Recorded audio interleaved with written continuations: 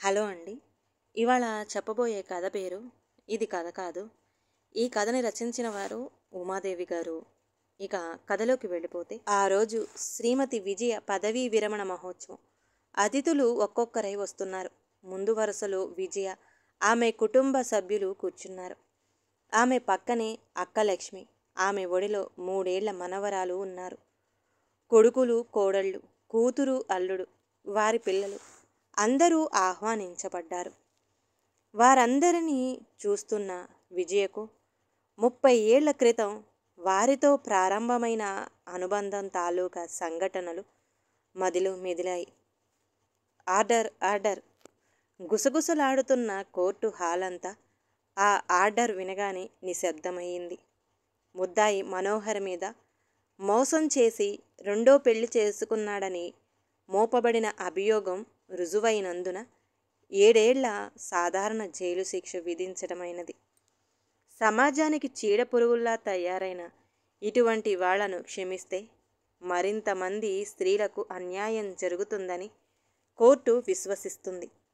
మోసం చేసింది కట్టుకున్న భర్త అయినా న్యాయం కోసం పోరాడిన శ్రీమతి విజయను కోర్టు అభినందిస్తున్నది.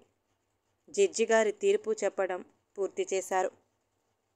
7వ నెల కడుపుతో, మరో చేత్తో 3 ఏళ్ల కూతురితో కోర్టులో ఓ పక్కన కూర్చుని తీర్పును వింటున్న విజయను మహిళా సంఘాలు వారు వచ్చి అభినందించసాగారు. మెల్లగా ఆ కోలాహలం నుండి బయటకు వచ్చింది విజయ. అక్కడికి కాస్త దూరంలోనే కొంతమంది జనం నిలబడి ఉన్నారు. వాళ్లల్లో మనోహర్ మొదటి భార్య లక్ష్మి, పక్కన 2 మగపిల్లలను మాత్రం గుర్తుపట్టింది విజయ. మిగతా వాళ్ళు ఆమె బంధుజనం కాబోలు. లక్ష్మి తల్లిదండ్రులు పెళ్ళయ్యాక కూడా మీ బాధ్యత మోయగల స్థితిలో మేము లేము, దేవుడే నిన్ను కాపాడాలి అంటూ వెళ్ళిపోయారు. ఆమె అన్న కాబోలు, మీ వదిన సంగతి నీకు తెలుసుగా లక్ష్మి, నీ విషయంలో నేను నిస్సహాయుడిని అనడం విజయకు వినిపిస్తుంది. లక్ష్మి ఏమీ మాట్లాడటం లేదు. కళ్ళల్లో సుడులు తిరుగుతున్న కన్నీటిని తుడుచుకుంటూ మౌనంగా నిలబడి ఉంది. పక్కన ఆమె పిల్లలు బిక్కుబిక్కుమని చూస్తున్నారు. విజయకు తన వారంటూ ఎవరూ రాలేదు. ఎందుకొస్తారు? అందర్నీ కాదని మనోహర్ను ప్రేమించి పెళ్లి చేసుకుంది. విజయ స్వతహాగా తెలివైన యువతే. బాగా చదువుకొని ఏదో చిన్నపాటి ఉద్యోగం సంపాదించుకుంది. పనిచేసే చోట పరిచయమైన మనోహర్ తన వాక్చాతుర్యంతో ఆమె మీద ప్రేమ వల విసిరాడు. రూపంలోనూ మన్మధుడే అవటంతో ఆమె తేలిగ్గానే అతడి వశమైంది. పెళ్లి చేసుకున్న 4 ఏళ్ల తర్వాత కానీ అతని బండారం బయటపడలేదు. అప్పటికే అతడికి పెళ్ళయి 2 పిల్లలు ఉన్నారని, వారిని పల్లెటూరులో వదిలి ఇతడు పట్టణంలో షికార్లు చేస్తున్నాడని తెలిసింది. విజయకు తన తెలివితేటల మీద, ఆత్మాభిమానం మీద ఎనలేని నమ్మకం. కానీ జీవితంలో అతి ముఖ్యమైన ప్రేమ, పెళ్లి విషయంలో ఘోరంగా మోసపోవడం జీర్ణించుకోలేకపోయింది. పుండు మీద కారంలా అతను ఈ మధ్య మరో యువతితో తిరుగుతున్నాడని తెలిసింది. ఇక అతన్ని క్షమించలేకపోయింది. అందుకే అతడికి శిక్ష పడేదాకా పోరాడింది. విజయ దూరంగా నిలబడి వాళ్లనే చూస్తుంది. అందరూ లక్ష్మిని, పిల్లలను వదిలి వెళ్ళిపోయారు. ఒక్కరైనా వాళ్ల మీద జాలి చూపలేదు. విజయకు ఒక్క క్షణం అపరాధభావం చుట్టుముట్టింది. తాను శిక్ష పడేలా చేసింది మనోహర్కా లేక వీరికా అనిపించింది. వాళ్ళు అలా రోడ్డున పడటానికి ఎంతవరకు తన పాత్ర ఉందో అని ఆలోచించింది. కోర్టుకు వచ్చిన మనోహర్ తల్లిదండ్రులు సాక్ష్యం చెప్పినందుకు పెద్ద కోడలిని, శిక్ష పడేలా చేసిన చిన్న కోడలిని దుమ్మెత్తిపోశారు. విజయ వాళ్లను అస్సలు పట్టించుకోలేదు. లక్ష్మినే గమనిస్తుంది. లక్ష్మి తన గమ్యం భవితవ్యం ఏమిటో తెలియక అలా ఉండిపోయింది. విజయ చివరకు ఒక నిర్ణయానికి వచ్చి నెమ్మదిగా వాళ్ళ దగ్గరికి వెళ్ళింది. అక్క, మీకు అభ్యంతరం లేకపోతే నాతో రండి అంది. లక్ష్మి ఆశ్చర్యంగా చూసింది. ఇన్నాళ్ళు ఈమెను తన భర్తను వలలో వేసుకున్న వగలాడి అనుకుంది. భర్త తననే కాదు ఆమెను కూడా మోసం చేశాడని కోర్టుకు వచ్చాక తెలుసుకుంది. ఇప్పుడు ఎవరికీ అక్కర్లేని తమకు ఆసరా ఇస్తానంటుంది. తను పెద్దగా చదువుకోలేదు. 2 పిల్లలతో జీవితం ఎలా గడపాలో తెలియని పరిస్థితిలో ఉంటే తాను ఆదుకుంటాను అంటుంది. ఆమె ఆలోచనల్లో ఉండగానే విజయ మరోసారి పిలిచింది. నాకు ఎవరూ లేరు.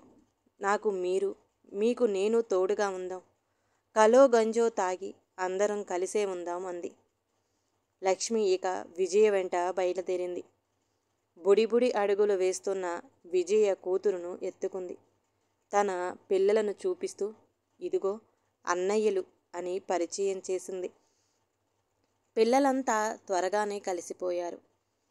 అలా ఒక అద్వితీయమైన అపురూపమైన బంధం, కుటుంబం ప్రారంభమైంది. విజయకు నెలలు నిండాయి. పండంటి మగపిల్లాడు కలిగాడు. 2 పెద్దలు, 4 పిల్లలకు 3 పూటల 4 వేళ్ళు నోట్లోకి వెళ్ళాలంటే విజయ ఉద్యోగం చెయ్యక తప్పదు.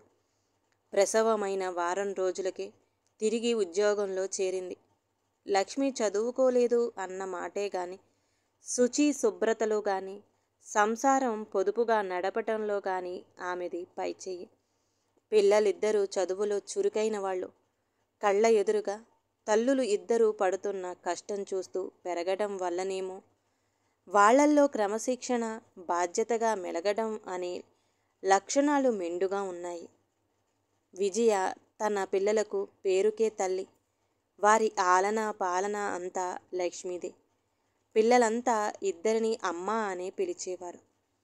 తల్లులు కూడా ఎవరైనా నీకు ఎంతమంది పిల్లలు అని అడిగితే 4 అని చెప్పేవారు. విజయ తల్లి మనసాగక ఒకసారి వచ్చి విజయను పిల్లల్ని తనతో వచ్చేయమంది. నాన్నగారితో నేను మాట్లాడతాను. అప్పుడు మా మాట వినకుండా పెళ్లి చేసుకున్నాం. ఇక్కడ నువ్విలా కష్టపడుతుంటే మేము చూడలేకున్నాం. వాళ్ళ బాధలు వాళ్ళు పడతారు. నువ్వు పిల్లలు నాతో వచ్చేయండి అంది. అమ్మా, నా నిర్ణయాలకు నన్నే బాధ్యురాలిని కానివ్వండి. వాళ్లను వదిలిపెట్టి నేను వచ్చే ప్రసక్తి లేదు ఖచ్చితంగా చెప్పింది విజయ. సరే, నీ కర్మ నువ్వే అనుభవించు అని వెళ్ళిపోయింది ఆమె. క్రమక్రమంగా విజయ బయటి వ్యవహారాలకే పరిమితమైతే లక్ష్మి ఇంటి సంగతులన్నీ చూసుకునేది. ఏ నిర్ణయమైనా 2 కలిసి తీసుకునేవారు. ఇరుగు పొరుగు వారు కూడా వారి ఐకమత్యం చూసి మొక్కున వేలు వేసుకునేవారు. వారు మెల్లమెల్లగా కుదుటపడుతూ ఉండగానే బంధువులు ఒక్కొక్కరై రాకపోకలు సాగించడం మొదలుపెట్టారు. లక్ష్మి వాళ్ళ అన్నయ్య కాస్త తరచుగా వచ్చి వెళ్ళేవాడు. విజయ ఒకసారి, అన్నయ్య, నీ మేనల్లుళ్ళు 2 తెలివైన వాళ్ళు. ఒకడిని నీవే తీసుకెళ్ళి చదివించుకో. వాడి వృద్ధిలోకి వచ్చాక నీ కూతుర్ని ఇచ్చి పెళ్లి చేసుకోవచ్చు. బాగా చదువుకునే పిల్లలు ఇక్కడ అష్టకష్టాలు పడుతున్నారు అని అభ్యర్థించింది. ఆయన మాట దాటేశాడు. తన కూతుళ్లకు గొప్ప సంబంధాలు చేస్తాం కానీ ఇలా తాడు బొంగరం లేని వాళ్లకు ఇస్తామా అనుకున్నట్టు ఉన్నాడు. ఆ తర్వాత కాస్త రావడం తగ్గించాడు. విజయకు మనసు కాస్త చివుక్కుమనిపించిన పిల్లలను ఉన్నత శిఖరాలకు చేర్చాలని ఆ రోజే తీర్మానం చేసుకుంది. ఏళ్ళు గడుస్తున్నాయి. కష్టాలు ఆ ఇంటి మనుషులను రాటుదేల్చాయో కానీ కృంగిపోనివ్వలేదు. జైలు శిక్ష ముగిసిన తర్వాత మొహం చెల్లక మనోహర్ వీరి వద్దకు రాలేదు. వాళ్ళు అతడి కోసం ఎదురు చూడలేదు. అసలు ఏమయ్యాడో అని కూడా తెలియదు. అప్పటికే అలవాటైన జీవితం గడిపేయసాగారు. కాలగర్భంలో 20 ఏళ్ళు కలిసిపోయాయి. ఇన్నేళ్లలో వాళ్ళు ఎన్ని కష్టాలు పడ్డారో ఎవరికీ తెలియనివ్వలేదు. ఏ పూట తిన్నారో, ఏ పూట పస్తులున్నారో ఎవరూ ఎరుగరు. ఎవరి దయా సానుభూతి ఆశించలేదు. పెద్ద పిల్లలు ఇద్దరు పొద్దున్నే పేపరు వేయడం దగ్గర నుండి రాత్రుళ్ళు పెట్రోల్ బాయ్ వరకు అన్ని రకాల పనులు చేసేవారు. ఎప్పుడు చదువుకునేవారో తెలియదు, కానీ ప్రతి పరీక్షల్లోనూ ప్రథమ శ్రేణిలోనే పాస్ అయ్యేవారు.